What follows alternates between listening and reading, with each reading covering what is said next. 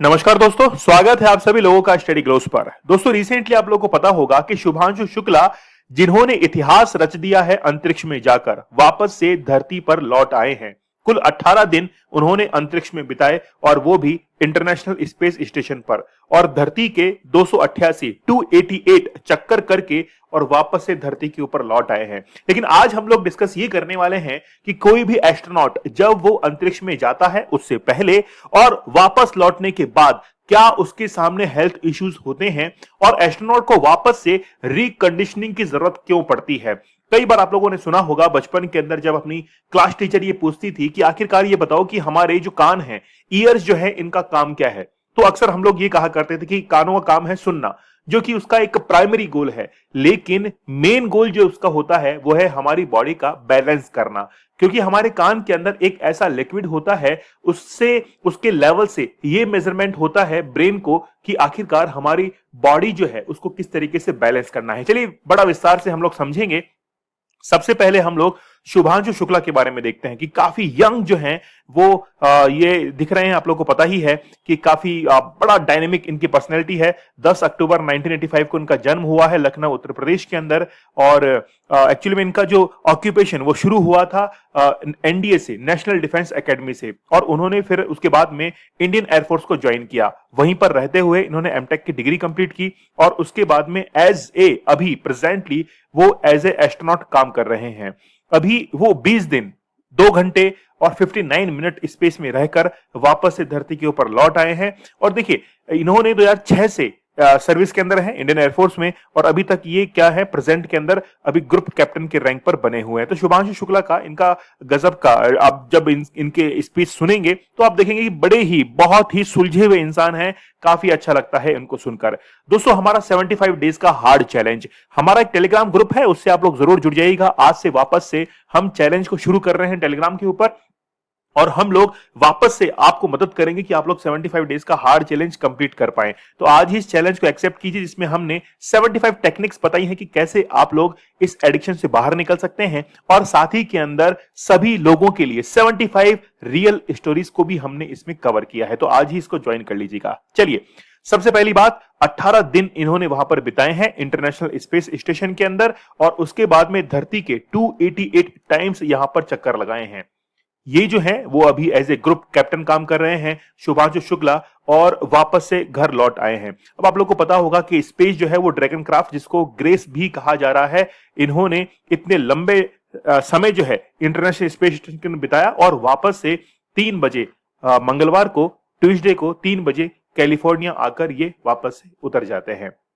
अब एक्चुअली में शुभांशु शुक्ला जो है currently serving as a mission pilot, मतलब ये उस मिशन के साथ में थे एज ए मिशन पायलट, मतलब जो डायरेक्शन देना है काम कि मिशन को किस तरफ मूव करना है, वहां पर रीडिंग्स जो हैं उनको अच्छे से पढ़ना है, और एक पर्टिकुलर एंगल के अंदर, पर्टिकुलर डायरेक्शन के अंदर अपने स्पेस क्राफ्ट को मूव करवाना है। और इनका जो मिशन था उसका नाम था एक्सियोम मिशन 4। तो इस मिशन के तहत वो इंटरनेशनल स्पेस स्टेशन गए थे, लेकिन इनके साथ में एक बहुत अनुभवी, बहुत एक्सपीरियंस जो व्यक्ति थी वो थी पैगी विटसन। आप लोगों ने सुना होगा कि पैगी विटसन एक ऐसी महिला हैं जिन्होंने बहुत लंबे समय तक अंतरिक्ष के अंदर बिताया है और इतिहास इन्होंने रचा था।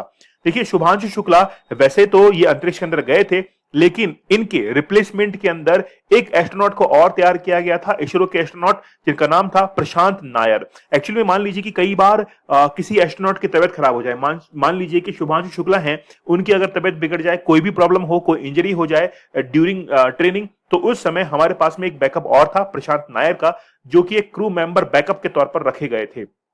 साथ ही के अंदर इनकी जो ट्रेनिंग हुई थी वो हुई थी जॉनसन स्पेस स्टेशन हडसन के अंदर, तो ह्यूस्टन के अंदर, है ना। तो ह्यूस्टन के अंदर इनकी ट्रेनिंग वहां पर हुई थी, और काफी अच्छी ट्रेनिंग लेकर ये वहां पर गए थे।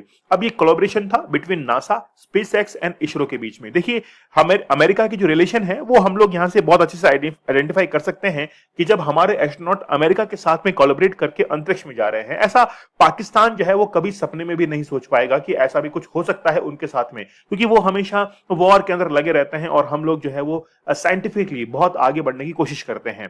तो नासा, स्पेसएक्स और इसरो के कोलैबोरेशन से वो इस मिशन को कंप्लीट कर पाए हैं, और वापस से इन्होंने क्या किया, मतलब ये लॉन्च किया गया था कॉम्प्लेक्स 39A से लॉन्च कर दिया गया था। तो कैनेडिक स्पेस स्टेशन जो है नासा का, वहां से इसको लॉन्च किया गया था और Shukla is the first Indian astronaut जो कि विजिट किया है इन्होंने इंटरनेशनल स्पेस स्टेशन को। इससे पहले राकेश शर्मा का हमने कई बार जो है वो किताबों के अंदर पढ़ा है, एग्जाम्स के अंदर पूछा जाता है कि पहले यात्री कौन थे, लेकिन अब 1984 के अंदर राकेश शर्मा ने अंतरिक्ष के अंदर ट्रैवल किया था और अब शुभांशु शुक्ला जो है वो सेकंड पर्सन बन चुके हैं। लेकिन हम लोग बात कर रहे हैं कि आखिरकार कोई भी अंतरिक्ष यात्री एस्ट्रोनॉट वो अंतरिक्ष में जाता है, उससे पहले और उसके बाद में उसके सामने क्या हेल्थ इश्यूज रहते हैं। तो हमको एक एग्जांपल से समझना पड़ेगा। जैसे सुनीता विलियम्स को आप देखिए, सुनीता विलियम्स जो कि 5 जून को यहां से रवाना होती हैं, उसके बाद में 24 सितंबर को इनकी हेल्थ देखिए आप कितनी डाउन हो जाती है, और उसके बाद में फिर आप देखिए 4 अक्टूबर को बहुत ज्यादा इनकी हेल्थ जो है वो डाउन हो जाती है। आप लोग चेहरे से ही पता कर सकते हैं। लेकिन खैर ये बात तो हमको फिजिकली दिखाई दे रही है कि सामने से जो है काफी कमजोर नजर आ रही हैं, लेकिन मेंटली जो है वो कितना इनको प्रेशर इसको जो है ऑब्जर्व करना पड़ता है, कितना इनके ऊपर प्रेशर रहता है, और इनकी जो स्पाइन है उसको लेकर प्रॉब्लम हो सकती है, इसको ब्रेन को लेकर काफी प्रॉब्लम हो सकती है। तो सारे जो है वो आज हम लोग टॉपिक वाइज डिस्कस करने वाले हैं। तो पैगी विट्सन जो कि एक काफी अनुभवी एस्ट्रोनॉट थी, वो भी साथ में गई थी। उन्होंने अपना एक्सपीरियंस शेयर किया कि some people get space motion, जैसे आप लोग जैसे ट्रेवल मोशन किसी को होता है, वो गाड़ी में बैठकर जा रहे हैं, उनको उल्टियां शुरू हो जाती है, तो मोशन सिकनेस जो है वो होती है। वैसे ही स्पेस के लिए भी मोशन सिकनेस होती है, coming up hill, and some people get it going down hill. तो एक्चुअली में पैगी विट्सन ये कहती कि मुझे भी जो है वो डाउन हिल की बड़ी इसमें प्रॉब्लम रहती है, और ग्रेविटी से मैं इतना फ्रेंडली नहीं हूं, इसलिए मुझे काफी प्रॉब्लम जो है स्पेस के अंदर आती है। वो खुद का अपना वहां पर एक एक्सपीरियंस जो है वो शेयर कर रही हैं। एक्चुअली में कुछ पैरामीटर्स हैं जहां पर हम लोग को डिस्कस करना चाहिए। जैसे पहला पैरामीटर है वो है मोबिलिटी, फिर है बैलेंस, फिर है फ्लेक्सिबिलिटी, फिर है एरोबिक कंडीशनिंग, फिर है स्ट्रेंथ, फिर है एंड्योरेंस, और फिर body ability to sense its position and moment. Actually में ये सारा का सारा खेल जो है वो किसका है? ये तो ब्रेन का खेल है। तो मैंने जैसे आप लोग को बताया कि बचपन के अंदर, यानी कि जब हम लोग 6-7 क्लास के अंदर थे, तो टीचर पूछा करती थी कि बताओ हमारे ईयर्स की काम क्या है, तो हम लोग कहते थे कि यार सुनने के काम आते हैं ये तो। लेकिन वो एक्चुअली में इनका जो रोल फंक्शन है, मेन फंक्शन है, वो किस काम में है? बैलेंस करना बॉडी को। और देखिए ये इस टॉपिक, इसी कंसेप्ट के ऊपर ये आज का टॉपिक जो है वो हमारा टिका हुआ है। अब ब्रेन को ये नहीं पता होता है कि उसने ग्रेविटेशनल फोर्स को छोड़ दिया है। आप लोगों ने एक फॉर्मूला पढ़ा होगा, F=mg। यानी कि हमारा जो मास होता है उसके अकॉर्डिंग यहां पर ग्रेविटेशनल फोर्स लगता है। जितना ज्यादा मास होगा उतना ही ग्रेविटेशनल फोर्स लगता है। लेकिन बात यह है कि अगर कोई फोर्स ही नहीं लगेगा, कोई मास ही नहीं होगा, और फिर ग्रेविटेशनल फोर्स कैसे लगेगा? इसीलिए जहां पर ग्रेविटी ही नहीं होगी तो वहां पर हम लोग मास का अनुभव कैसे कर पाएंगे? हमको हमारा वेट ही जो है वो फील नहीं हो पाएगा। इसीलिए अंतरिक्ष में जाने के बाद जहां पर कोई भी ग्रेविटी नहीं है, वहां पर हम लोग हमारा वजन ही जो है उसको भी कैलकुलेट नहीं कर पाते हैं। साथ ही के अंदर हमारे जो केमिकल जितने भी सर्कुलेशन होता है हमारे ब्रेन के अंदर, वो भी काफी हद तक बिगड़ जाता है। तो ब्रेन इस चीज को समझ नहीं पाता है, उसको लगता है कि यार पता नहीं क्या हो गया। तो विजन के अंदर प्रॉब्लम होती है, सेंसिबल जो ऑर्गन्स हैं उनके अंदर काफी प्रॉब्लम जो है वो होने लगती है। तो एस्ट्रोनॉट जो है वो काफी एक्सपीरियंस करते हैं स्पेस सिकनेस को इन देयर इनिशियल डे। शुरुआत में काफी प्रॉब्लम आती है और धीरे धीरे वो इससे बाहर निकलने की कोशिश करते हैं, मतलब वहां पर वो हैबिचुअल होने की कोशिश करते हैं।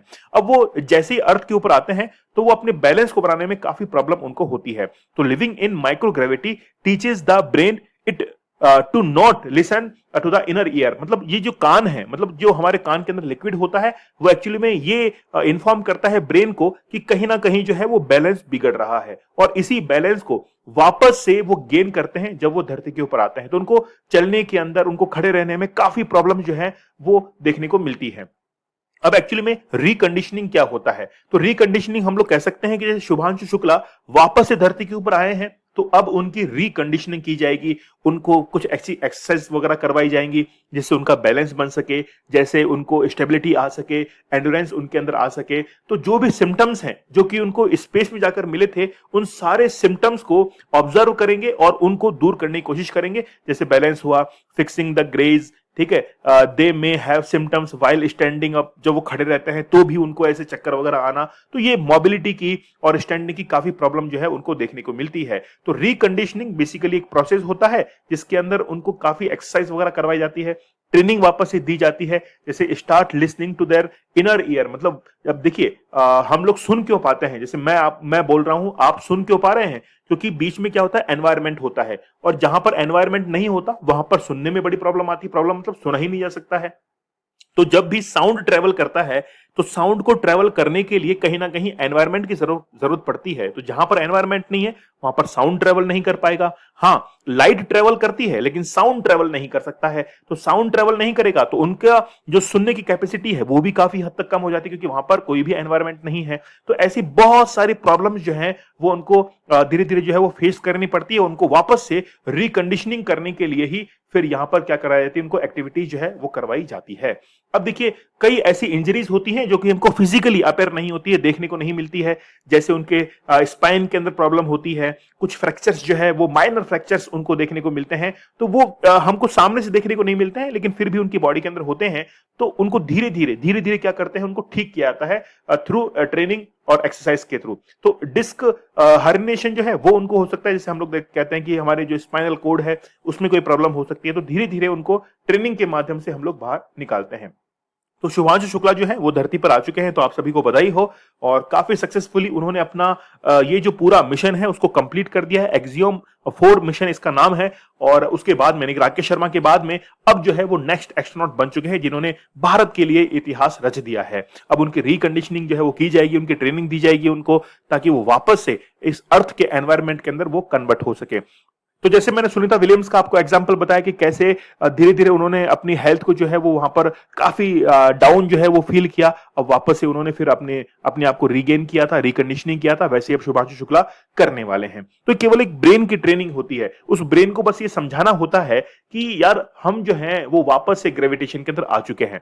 तो वैसे ही मैं आप लोगों से कहूंगा कि आप भी अपने ब्रेन को समझाइए और इस एडिक्शन से बाहर निकलिए, और इस एडिक्शन से बाहर निकल के आप भी अपनी लाइफ को चेंज कर सकते हैं। तो आज ही हमारा 75 डेज का हार्ड चैलेंज जरूर ज्वाइन कर लीजिएगा। आप लोग मुझे टेलीग्राम और इंस्टाग्राम पर जरूर ज्वाइन कीजिएगा, दीपक इंदौरा ऑफिशियल। तो मिलते हैं आप लोगों से अगले सेशन में, तब तक धन्यवाद, थैंक यू, जय हिंद।